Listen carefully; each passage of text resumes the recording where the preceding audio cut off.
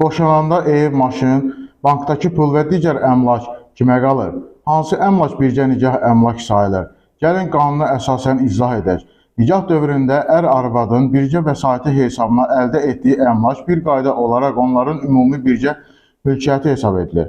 Bunlara məsələn, mənzil və ya fərdi ev, torpaq sahəsi, avtomobil, mebel və məişət texnikası, bank əmanətləri və yığımlar. Nikah dövründə əldə olunan gəlirlər və həmin gəlirlərə alınmış digər əmlak, biznesdən əldə edilən gəlirlər və digər qiymətli əşyalar daxildir.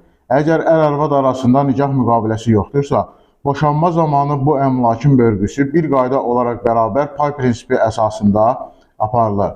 Lakin konkret hallardan asılı olaraq istisnalar da mümkündür.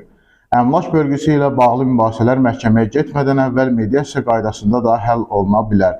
Tərəflər razılığa gələrsə, həm vaxta, həm də əlavə xərclərə qənaət etmiş olurlar. Əmlak bölgüsü ilə bağlı hüquqlarınızı bilmədən qərar verməyin.